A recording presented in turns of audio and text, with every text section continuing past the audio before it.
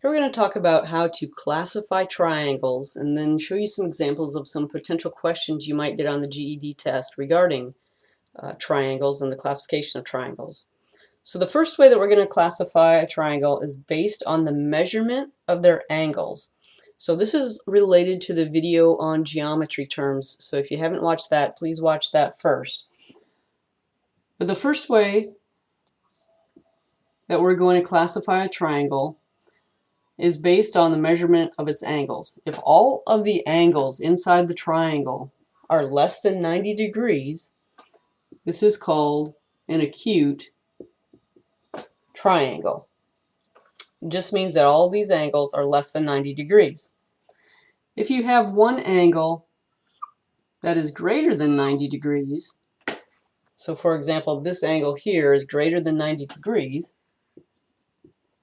this is called an obtuse triangle. And the last one is if we have one angle that is exactly 90 degrees. So if this angle here is exactly 90 degrees, it's usually denoted where we put this little box here. That means that it's 90 degrees. These are two perfectly perpendicular lines forming a 90-degree angle. This is called a right triangle. And so this is important to remember, especially the right triangle. You need to know that when you see the term right triangle, it means that it has one 90-degree angle in it, because you're going to get questions.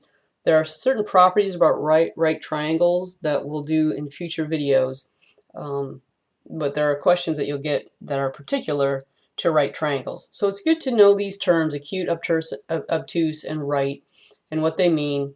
That the angles in acute are less than 90, obtuse has one that's greater than 90, and right has an angle that is exactly equal to 90. So that's the first way to classify triangles. The second way is based on the length of their sides. So if we have a triangle in which all the sides have a different length, so the length of that side is different than the length of that side, which is different than the length of that side. All of them are different. This is called a scalene triangle. All the lengths of the sides are different. If you have a triangle in which two of the sides are the same length, so the length of that is the same as the length of that, this is called an isosceles triangle. The way that we denote the two sides that are equal is with those two hash marks. So that means if the length of this side is 5, then the length of that side is also 5. And it's good to know this term because you will have some questions, and you might get a word question that just says, hey, we have an isosceles triangle, and you'll need to know that the length of the two sides are the same. The final one is with an equilateral triangle. And with an equilateral triangle, all of the sides have the same length. So the length of that is the same as the length of that is the same as the length of that. So here's definitely a term that you need to know, because you might again just get a word problem that says you have an equilateral triangle with side of length 8. So you'll need to know, they'll go on and ask you something further, maybe about perimeter or something. So you'll need to know that, okay, it's an equilateral. If one side has length 8, then all the sides have length 8. So equal, all sides are equal. So these are important to know, especially isosceles and equilateral. The other thing that you must know about triangles is that when you add up all of the angles inside of a triangle, regardless of what kind of triangle it is, they always have to sum to 180. So when you add up all of the angles, they have to add up to 180 degrees. This is very important. It's for every triangle. It doesn't matter what type or size of triangle it is. The angles inside the triangle have to add up to 180. So here's an important thing about equilateral triangles. Not only are the sides the same length, but all of these angles inside also have the same measurement. So the angles are all the same inside of an equilateral triangle. So if they all have to add to 180 degrees, what is the length of any one of these angles? Well, it has to be 60 degrees.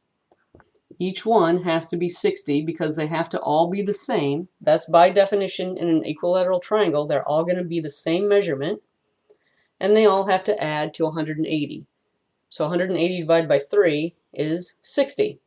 So 60 plus 60 plus 60 equals 180, and they're all the same. So that's good to remember. You can figure it out if you're ever asked on the test, but what is the measurement inside of every equilateral triangle? It's 60 degrees. The other important thing to remember is with isosceles triangles. Not only are these two sides of equal length, but these two angles down here are also the same. So I'm going to denote them by a variable x. So the measurement of this angle is the same as the measurement of that angle. Not necessarily this one. That one doesn't have to be the same, and in fact will not be the same unless it's an equilateral triangle. So, but these two angles are going to be equal. So if we do an example, so they may just show you a picture. They'll draw an isosceles triangle, they'll have these two hash marks, and they'll say, I'm going to draw it outside. They'll say the measure of that angle is 40 degrees. What is the measure of angle X? That might be a question. So this is going to take a little bit of algebra. If you don't know how to do algebra, please watch the algebra video, as I'm going to do it fairly quickly here. But this is really not that bad of a problem. If they draw you this, that measurement is 40 degrees. What's the measurement of this? Well, we know with isosceles triangles, so this is why it's important to remember, we know that that angle and that angle are the same. So if this equals x, then this equals x. And all these three have to sum to 180 degrees. So we're just going to add them together. 40 plus x equals 180. And we have an algebra problem, which I'm going to do quickly, so please watch the algebra video if you don't know how to do this. We have 40 plus 2x equals 180. We're going to subtract 40 from each side, so we have 2x equals 140. To get x by itself, we're going to divide by 2, so we have x equals 70. So the measurement of this angle is 70 degrees. The measurement of this angle is also 70 degrees. 40 plus 70 plus 70 equals 180. So we know that that is correct. Okay, the last type of problem that I'm going to show you has to do with vertical angles and triangles. There was a video on vertical angles on the Facebook page, so if you haven't watched that, please watch that before we do this. So if they give you a drawing that looks something like this,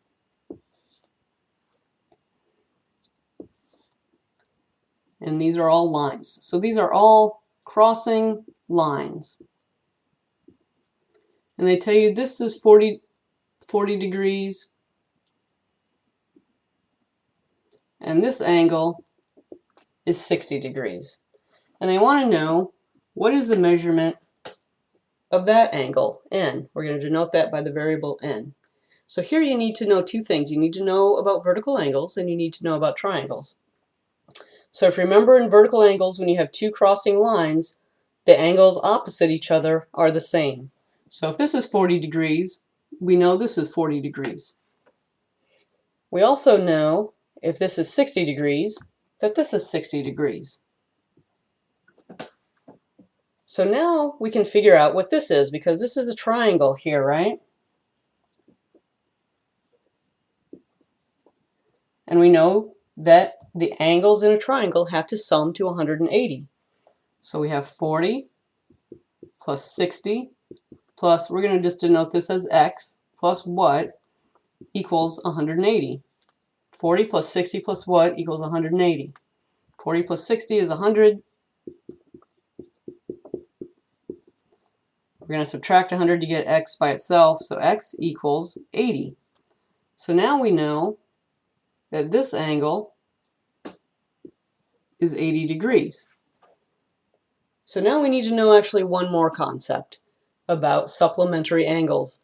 So again, watch the video on geometry terms, but we know that the angles along a line have to sum to 180 degrees. That was on the geometry term video with supplementary angles. So we know if this is 80, 80 plus n has to equal 180. So n equals 100. So just by giving us these two angles, we are able to figure out what this angle was. But we used three concepts here. Vertical angles, the fact that the sum of the angles in a triangle equal 180, and the fact that the angles along a line also have to sum to 180. And we got that answer.